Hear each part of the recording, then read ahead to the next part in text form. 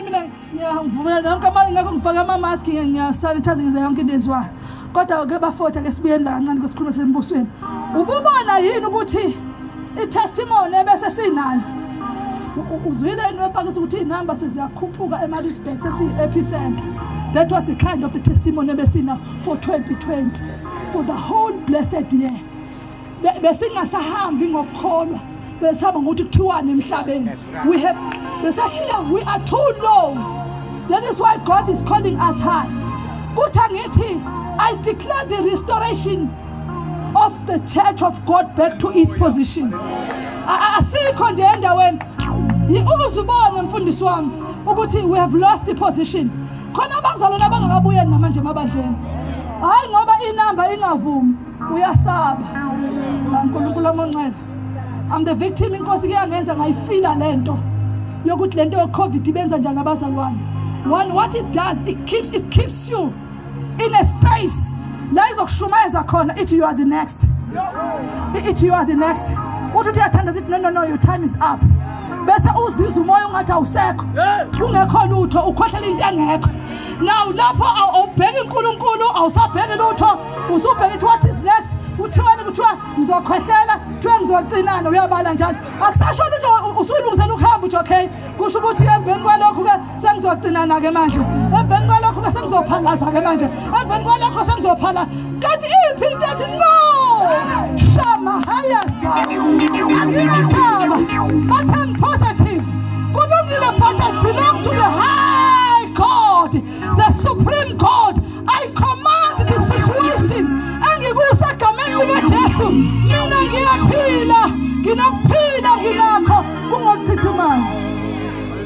One of the MECs engengishubane yathi sina entshukumeni sekhuleka ngomhla 31 sikhulekela kuthiwa yini lezayo bathi yes second wave uyangihlebela ukuthi bathini bathi second wave uthi yena ukuthi babengekho ngomhla 31 abamzwanga mavuso mayethi igama lithi authority lisho ukuthi redirect the event. Abazi ukuthi the second wave has been redirected. So ayikho into enjalo ezokwenzeka. Thina sikhuluma positive njengabantwana bakaNkulunkulu. Siyabezwa bona bakhuluma ku level yabo. But because of the supremacy of God, they can't have the final say. We have got the final say because we serve the supreme God who owns everything. Sizothandaza manje. Thank you, Lord. Into esho uNkulunkulu kimi sengivala ozalanzana sizothandaza abazalwane sikhulekelani ukuthi kulonyaka uNkulunkulu athi unyaka wakhe. Lord, count me in. Lord, count me in. Uyinkosi yezulu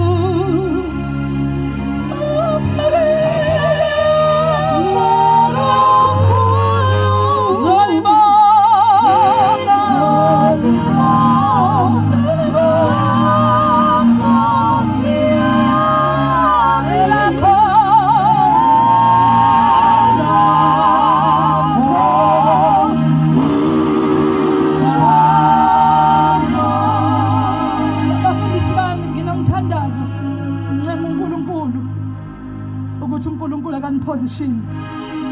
The kingdom without you, 21 ngekiphelele.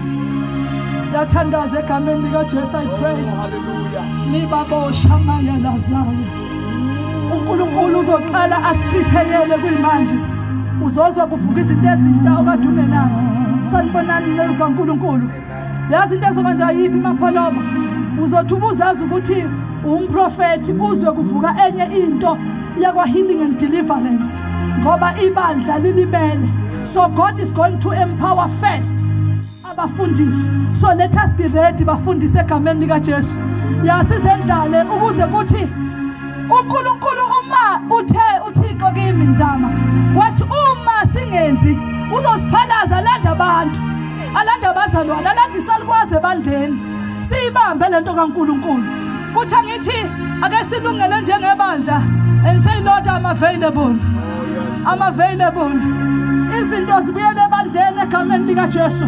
God is going to put abanye eyikhundleni so as to represent the supremacy of God.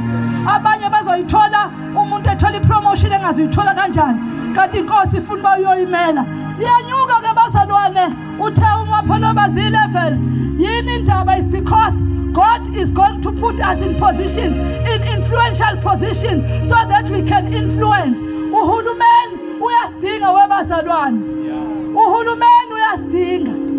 Angiphinde uhulumeni uyasidinga. Sinyamalelile ngesikhathi se-COVID. Angingizwa. Ngesikhathi se-COVID nathi sikhakhazele sonke. Ngoba besingalindele yini besingalindele is because we are not in a position i-COVID ibizothi unzama ngiyamdinga noma sonke eHarding Christian Center ngoba khona into anayo engenayo Nkosi yami so i-COVID ibizothi niyabona yini ukuthi anibambene kahle uNkulunkulu omongcwele this is what God said to me ukuthi siyabona ukuthi ingcebo zikaNkulunkulu bezinhlaka sibenhlaka kakhulu.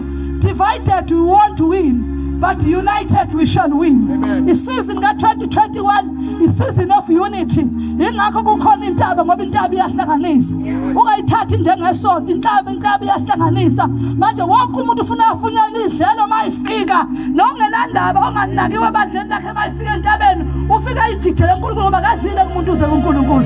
Sizothandaza. Oh Jesus. Abanye bethu ifuture yabi biphelile. God, 2021, God is going to restructure your life. Hallelujah. God is going to restructure your life. Ngiyacela ukuthandaza kuqala ngikhulekele mina abafundisi. Emveni kwalokho unzama uzokhulekela abazalwane. Lana kukhona abantu bakaNkulunkulu la phambi kwami abanento kaNkulunkulu.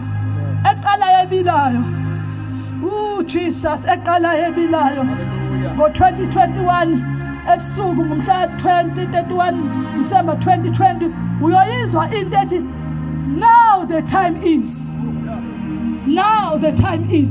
khona bazoqhathekela entweni yabo ngomhla ka31 manje iyangikhathaza into yakho uma ungapositionekile ngoba uzosungena ukuya usiphindisele emuva kodwa sifuna abantu abazohamba nemuva kaNkulunkulu.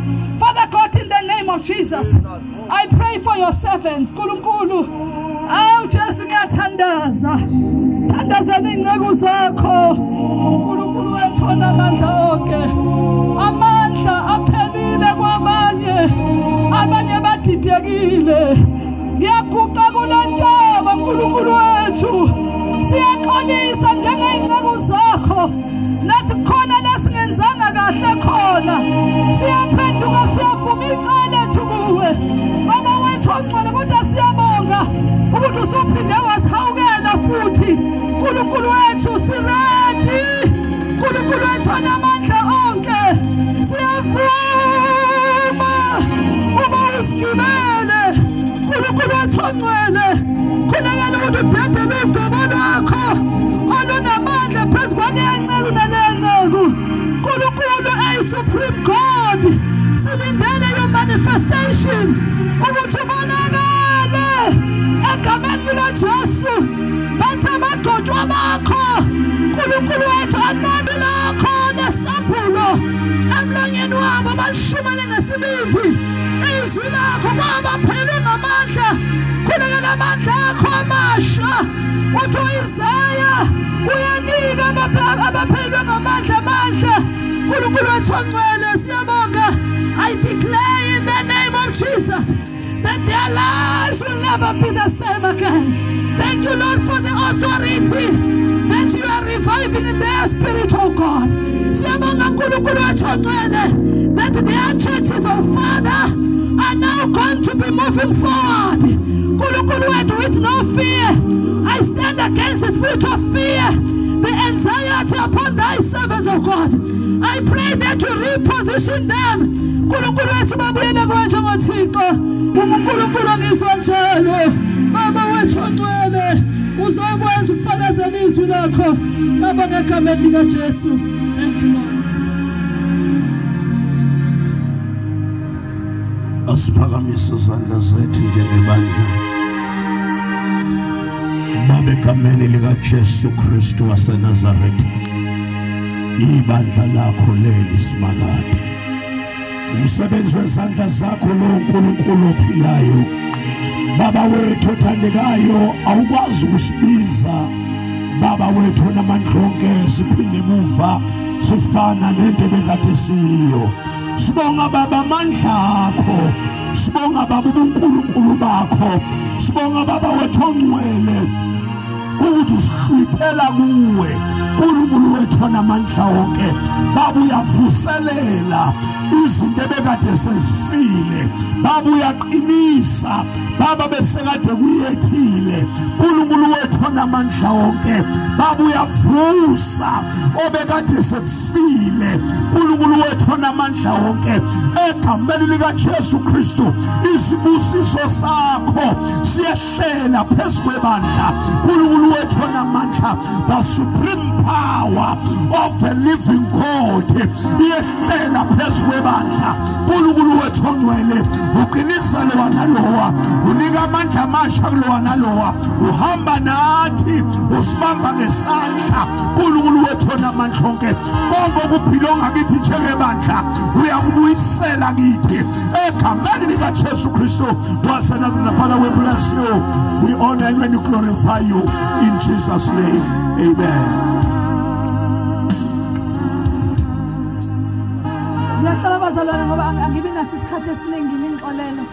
Can I just speak a word over this place? Father, as thy servant, I come before you. The favor that you have given me. ubuNkulunkulu bakho mabuhlale bukhona abeza kule ndawo mabakufica ukhona njengaThixo athandaze egameni lika Jesu